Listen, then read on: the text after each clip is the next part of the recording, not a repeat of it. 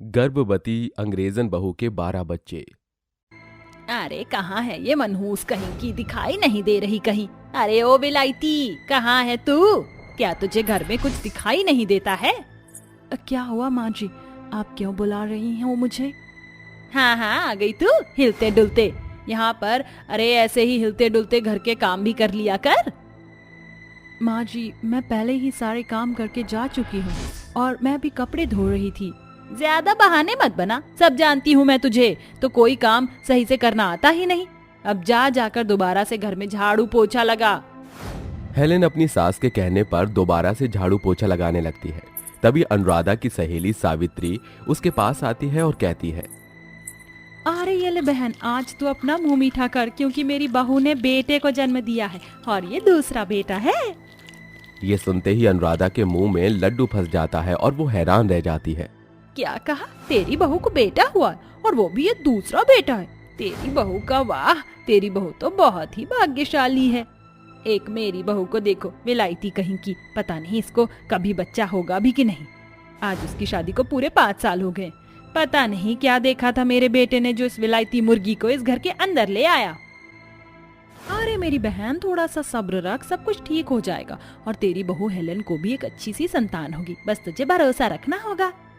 अरे भरोसे रखने लायक समय ही कहाँ बचा है। मुझे तो लगता है इसके चलते मेरी पीढ़ी आगे ही नहीं बढ़ पाएगी।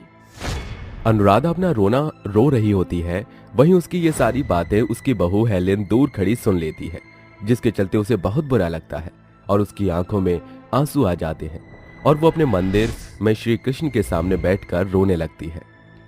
हे प्रभु परमेश्वर, आपकी लीला अपरंपार है। क्यों आप मुझे ऐसे दुख दे रहे हो? कोई चमत्कार करो प्रभु, अपनी इस रास लीला के चलते मेरी परेशानी का हल करो प्रभु। हेलेन के इतना कहते ही श्री कृष्ण की मूर्ति के पीछे से एक अलग सी रोशनी निकलती है, जिसे हेलेन देखते ही रह जाती है। तभी उसे एक आवाज आती है, कृष्ण की ये लीला अपरंपार है, अब तुम अपने प्रभु श्री कृष्ण की लीला देखती जाओ। तभी रोशनी बंद हो जाती है, जिसके बाद हेलेन बहुत खुश होती है और चुपचाप घर के काम करने लगती है। 1-2 दिन बीतने के बाद अचानक से उसकी तबीयत खराब हो जाती है, जिसके चलते सूर्या डॉक्टर को घर पर बुला लेता है। डॉक्टर साहब, अच्छे से मेरी पत्नी का चेकअप करो, जरा बताओ तो सही उसे आखिर क्या हो गया है। चेकअप करने के बाद डॉक्टर सूर्या और उसकी मां अनुराधा से कहता है, अरे घबराने की कोई बात नहीं है, सब कुछ बिल्कुल ठीक है। आपकी पत्नी अब मां बनने वाली है और आप पिता। ये सुनते ही सूर्या खुशी से पागल हो जाता है और अपनी मां को गले से लगा लेता है। देखा मां, मैं ना कहता था कि एक दिन मैं बाप बनूंगा, लेकिन आपने कभी मेरी बात ही नहीं मानी। देखो, अब मैं बाप बनने वाला हूँ और मेरी हेलेन मुझे एक प्यारा सा बच्चा देगी। अरे ये तो बहुत खुशी की बात है। पता नहीं इस विलायती लड़की का बच्चा कैसा होगा। तुझे तो इतनी सारी इंडिया की लड़कियों में से केवल ये विलायती लड़की ही पसंद आई। अरे माँ, हेलेन और मैं एक दूसरे से बहुत प्यार करते हैं और वो मेरी जीवन साथी बनने के लिए बहुत अच्छी लड़की है। उसने हमेशा से मुझे समझा है। अब आप भी उसे समझो और इस समय आपकी उसे बहुत ज्यादा जरूरत है। सूर्या ऐसा कहने के बाद डॉक्टर को छोड़ने के लिए चला जाता है, जिसके बाद अनुराधा इस बात से बहुत खुश होती है कि अब उसकी बहू भी प्रेग्नेंट थी। ऐसे ही धीरे धीरे कुछ समय बीतने लगता है और अनुराधा अपनी बहू हेलेन का अच्छे से ख्याल रखने लगती है। अरे माँ जी, आप सारे दिन मेरी सेवा में ही लगी रहती हो। देखो, आप जाओ और थोड़ा सा आराम कर लो। अरे बहू, ये तो कैसी बातें कर रही है? तू नहीं जानती कि ये खुशी मेरे लिए कितनी मायने रखती है। अरे मैं तो बहुत ज्यादा खुश हूँ। अनुराधा इतना अपनी बहू से कह रही थी कि तभी वहां सावित्री आ जाती है और उसका मुंह उतरा हुआ होता है। क्या हुआ? तुम्हारा मुंह उतरा उतरा क्यों है? आज तुम्हारे घर में खुशियों का माहौल है, तुम्हें तो खुश होना चाहिए। अरे अब मैं तुझे क्या बताऊं, आज मैं अपनी बहू की सोनोग्राफी टेस्ट कराया था, जिसमें मुझे पता चला कि मेरी बहू को अब दोबारा से बच्चे होने वाले हैं और उसमें 2 जुड़वा लड़कियां हैं। अगर 2 लड़कियां हो गई तो फिर मुझे उनकी शादी में खर्चा भी ज्यादा ही करना होगा। ये तूने बिल्कुल सही कहा, लेकिन अब तू कर भी क्या सकती है? ये तो ऊपर वाले की देन है, इसमें कोई कुछ नहीं कर सकता। सावित्री अनुराधा की बात सुनने के बाद मायूस होते हुए वहां से चली जाती है। उसके चाहते ही अनुराधा के मन में भी बच्चों के होने से पहले उनका विचार चलना शुरू हो जाता है। ऐसा कैसे हो सकता है? अगर मेरी बहू को भी लड़कियां हो गई तो मेरा भी खर्चा बहुत ज्यादा बढ़ जाएगा। मुझे अपनी बहू के पेट की एक बार सोनोग्राफी करवा लेनी चाहिए। वो ऐसा सोचकर शाम को अपने बेटे के आने का इंतजार करने लगती है। ओहो, रात के 10 बज गए हैं लेकिन अभी तक मेरा बेटा आया ही नहीं। पता नहीं कहाँ अटक गया है। तभी सूर्या दरवाजे से अंदर आता है, जिसके बाद उसकी माँ उसे देखते ही कहती है, अरे बेटा, आ गया तू? मुझे तेरा ही इंतजार था। देख, मुझे थोड़ी गड़बड़ी सी लग रही है। बहू का पेट 7वें महीने में भी 9वें महीने से भी ज्यादा दिख रहा है। कहीं इसके पेट में जुड़वा लड़कियां तो नहीं? अगर जुड़वा बच्चे होते हैं तो भी क्या दिक्कत है माँ? अच्छी ही तो बात है। अनुराधा को लड़की होने का बहुत ही खतरा लग रहा था। ऐसे ही वो इस डर में कुछ दिन तक और निकाल लेती है। आखिर में वो दिन भी आ जाता है जिस दिन हेलेन को लेबर पेन होता है और इसके चलते अनुराधा और सूर्या उसे हॉस्पिटल में ले आते हैं। हे भगवान, जैसा मैं चाहती हूँ बिल्कुल वैसा ही हो। कुछ ही देर में डॉक्टर बाहर आकर सूर्या और अनुराधा से कहते हैं, ऐसा करिश्मा मैंने पहले कभी नहीं देखा। अरे ये तो बहुत ही अजीब बात है कि एक औरत ने एक साथ 12 बच्चों को जन्म दिया है। आप तो बहुत ही भाग्यशाली हो जो आपके घर में पूरी क्रिकेट की टीम ने जन्म लिया है। 12 बच्चों का नाम सुनते ही अनुराधा की आंखें फटी की फटी रह जाती हैं। ओ भाई, अब तो हमारा भट्टा ही गुल हो जाएगा। अब तो कुछ भी नहीं बचेगा हमारे पास। अनुराधा और सूर्या हेलेन के पास जाते हैं और वहां उसके पास 12 बच्चों को देखकर वो हैरान हो जाते हैं। अरे मैंने तो सोचा ही नहीं था कि एक साथ हमें इतनी बड़ी टीम को संभालना होगा। लेकिन जो भी हो, ये भी एक भगवान का करिश्मा है। क्यों माँ जी, अब तो आप बहुत खुश होंगी। आपको ही पड़ी थी कि मेरे कोई बच्चे नहीं हो रहे हैं। ये लो, अब अपनी इन 12 पोतियों को आराम से संभालो। 1 नहीं, 2 नहीं, 3 नहीं, भगवान, ये तो पूरी 12 पोतियां हैं। अब हम इनकी परवरिश कैसे करेंगे? 12 बच्चों को देखकर अनुराधा को एक बहुत बड़ा झटका लगता है। लेकिन इसी के चलते अनुराधा को अच्छा खासा सबक मिल जाता है कि ज्यादा अच्छे की ख्वाहिश नहीं करनी चाहिए। जितना है उतने में ही खुश रहना चाहिए। अब अनुराधा उन 12 बच्चों को पालने में लग जाती है, जिसके बाद हेलेन खुशी खुशी अपने परिवार के साथ रहती है। उस दिन के बाद से अनुराधा संतान को लेकर हेलेन को कोई ताना नहीं मारती। मेरी प्यारी बेटी, मैं काम पर जा रही हूँ। तुम पांचों अपना ध्यान रखना और कोई भी आए तो दरवाजा मत खोलना। माँ, घर में तो दरवाजा ही नहीं। गरीबी के चलते मैं तो भूल ही गई थी कि हमारे घर में दरवाजा ही नहीं है। कोई बात नहीं बेटा, तुम अपनी रक्षा खुद कर सकती हो। ऐसा कहने के बाद दुर्गेश्वरी काम के लिए निकल जाती है, जिसके बाद उसकी 5 बेटियां घर में एक दूसरे के साथ बैठी हुई बातें करने लगती हैं। माँ तो काम करने निकल गई, अब हम लोग क्या करें? करना क्या है? पूरे दिन भूखे रहना और शाम को माँ के आने का इंतजार करना।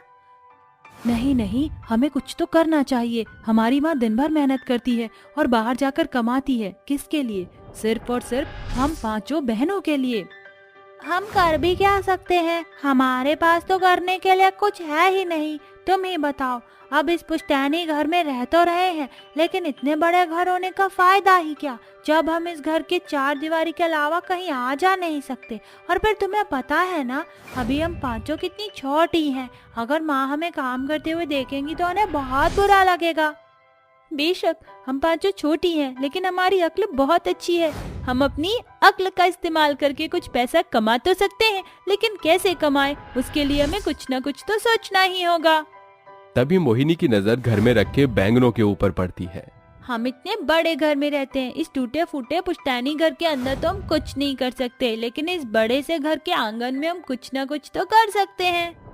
मोहिनी बैंगन उठाती है और बैंगन उठाकर अपनी 5 बहनों से कहती है, हम इस बैंगन को अपने इस पुश्तैनी घर के पीछे आंगन के अंदर उगाएंगे और इसकी खेती करेंगे। जैसे जैसे बैंगन उगेंगे, हम बहनें उन बैंगनों को बेचकर अपनी माँ का हाथ बटाएंगे।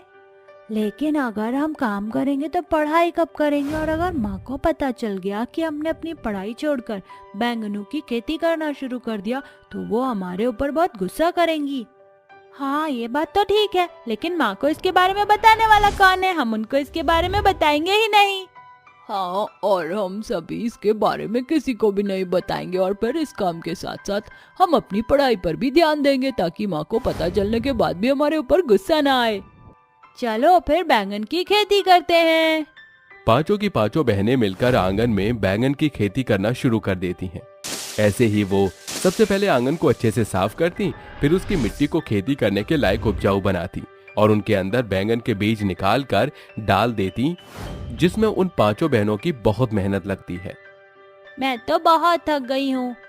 थकावट तो मुझे भी हो रही है, लेकिन इतनी मेहनत करके मजा बहुत आया। हाँ, तुमने बिल्कुल सही कहा। देखो, हमें बहुत देर हो गई है, अब हमें पढ़ाई करने के लिए चलने जाना चाहिए। माँ भी आने ही वाली होगी, शाम का वक्त हो रहा है। पूजा की बात सुनने के बाद उसकी चारों बहनें पढ़ाई करने के लिए चली जाती हैं। शाम ढलने के बाद दुर्गेश्वरी लोगों के घर से काम करके वापस घर लौट आती है, लेकिन उसका चेहरा उतरा होता है। क्या हुआ माँ, तुम्हारा चेहरा ऐसे उतरा हुआ क्यों है? क्या बताऊं बेटी, आज मेरी मालकिन ने मुझे पैसे ही नहीं दिए। साग सब्जी कहाँ से लेकर आती, लेकिन जाने से पहले मैंने यहाँ पर कुछ बैंगन रखे थे। मैं सोच रही हूँ कि आज मैं बैंगन का भरता ही बना देती हूँ, लेकिन वह बैंगन कहाँ गए? बैंगन का नाम सुनते ही उसकी पांचों बेटियां शांत हो जाती हैं, जैसे उन्हें कोई सांप सूंघ गया हो। अरे माँ, हमने वो बैंगन दोपहर के खाने में बना लिए थे। दरअसल हमें बहुत जोर से भूख लगी थी। ये तुम पांचों ने क्या किया? रात के खाने के बारे में तो सोचते, लेकिन इतने सारे बैंगनों में से एक भी बैंगन यहाँ दिखाई नहीं दे रहा। तुम पांचों इतने सारे बैंगन कैसे खा सकती हो? दुर्गेश्वरी अपनी पांचों बेटियों को सुनाने लगती है। हम पांचों बहनें भूखी थी और हमने खा लिया था, लेकिन हमारे साथ साथ एक गौ माता भी थी जो हमारे दरवाजे पर आकर खड़ी हो गई थी। उसे भूखा देखा नहीं गया तो कुछ बैंगन उसे भी खिला दिए। अगर हमने बुरा किया तो माँ हमें माफ कर देना। दुर्गेश्वरी ये सुनने के बाद थोड़ी शांत हो जाती है, जिसके बाद वो कहती है, चलो ठीक है, तुम यहाँ रुको, मैं पड़ोस की काकी से कुछ चावल ले आती हूँ, आज वही बना लेंगे। दुर्गेश्वरी ऐसा कहकर अपनी बेटियों का पेट भरने के लिए अपने गांव की पड़ोस वाली काकी से थोड़े से चावल ले आती है और चावल उबाल कर उनके साथ चटनी बनाती है और अपनी 5 बेटियों के साथ खाने लगती है। तुमने पढ़ाई कैसे की? और कोई पढ़ाई में मदद चाहिए हो तो मुझे बता सकती हो। पढ़ाई तो ठीक ठाक हो गई माँ। आज हम पांचों बहनों ने एक दूसरे की मदद की, इसलिए हमें ज्यादा परेशानी नहीं हुई। ये सुनकर बहुत अच्छा लगा। तुम पांचों अब एक दूसरे की मदद करती हो और समझदार भी हो। ऐसे ही हमेशा रहना। दुर्गेश्वरी बहुत खुश थी। ऐसे ही कुछ समय बीत जाता है। एक दिन दुर्गेश्वरी अपने घर की साफ सफाई करते हुए घर के आंगन के पीछे पहुंच जाती है, जहां पर उसके आंगन में खूब सारे बैंगन की खेती होती है, जिसे देखकर दुर्गेश्वरी हैरान रह जाती है। हे भगवान, इतने सारे बैंगन! लेकिन इतने सारे बैंगन की खेती यहाँ हुई कैसे? दुर्गेश्वरी अपनी 5 बेटियों को आवाज लगाकर बुलाती है, जिसके बाद उसकी पांचों बेटियां उसे सब कुछ सच सच बता देती हैं। माँ, हम पांचों को डर था कहीं आप हमें डांटो ना। हम आपकी मदद करना चाहती थी, इसलिए हमने बैंगन की खेती की। माँ, अब हम इन बैंगनों को बेचकर अच्छे पैसे कमा सकते हैं। आपको लोगों के घर में झाड़ू पोछा करने की जरूरत नहीं होगी। दुर्गेश्वरी अपनी पांचों बेटियों को गले से लगा लेती है। उसकी आंखों में आंसू होते हैं। तुम पांचों मेरे लिए बहुत अनमोल हो। तुम पांचों को पाकर मैं भाग्यशाली हो गई हूँ। तुम मेरे बारे में कितना सोचती हो। अब जब तुमने बैंगन की खेती कर ही ली है तो आओ, चलो इन बैंगनों को तोड़कर बाजार में बेचने चलते हैं। दुर्गेश्वरी और उसकी पांचों बेटियां बहुत खुश होती हैं, जिसके बाद वो सभी बैंगन तोड़ती हैं। जैसे ही वो बैंगन तोड़ती हैं, वो बैंगन सोने में बदल जाते हैं। ये कैसा करिश्मा है? इस बैंगन की खेती में से तो ये मामूली बैंगन तोड़ने पर सोने के बैंगन हो रहे हैं। हाँ माँ, देखो मेरे हाथ में जो बैंगन है वो भी सोने का हो गया है। सभी के बैंगन सोने के हो जाते हैं कि तभी अचानक से उन सभी को एक आवाज आती है। ये सब मेरी ही बदौलत है। तेरी ये जमीन कब से बंजर थी, लेकिन ये मामूली जमीन नहीं बल्कि जादुई जमीन थी। मैं कब से यहाँ ऐसे ही पड़ा था, लेकिन इन पांचों ने मेरा बहुत ध्यान रखा और बहुत अच्छे से मेरी जमीन पर बैंगन की खेती की। मैंने बस इन्हें इनकी मेहनत का फल दिया है। आप जो कोई भी हो, आपका बहुत बहुत शुक्रिया। आज आपकी बदौलत हमारी परेशानियां खत्म हो गई। दुर्गेश्वरी की पांचों बेटियों की मेहनत सफलता देती है, जिसके चलते दुर्गेश्वरी उन सोने के बैंगन को एक सुनार की दुकान पर ले जाकर बेच देती है, जिससे उसे अच्छा खासा पैसा मिल जाता है। अरे वाह, एक सोने के बैंगन से हमें इतना सारा पैसा मिला है। इन सभी पैसों से तो मैं अपनी बेटियों की पढ़ाई अच्छे से करवा सकती हूँ और उन्हें पेट भर कर खाना भी खिला सकती हूँ। दुर्गेश्वरी उन पैसों से अपने घर का सारा राशन और अपनी 5 बेटियों को बड़े स्कूल में डाल देती है, जिसके बाद जब भी उन्हें कोई परेशानी होती तो वो अपनी पुश्तैनी घर के पीछे वाले आंगन में जाकर बैंगन तोड़ती, जो कि बैंगन सोने का हो जाता, और वो उस बैंगन से अपनी परेशानियों को दूर करती है, जिसके बाद वो अपना जीवन सुखी सुखी बिताने लगते हैं।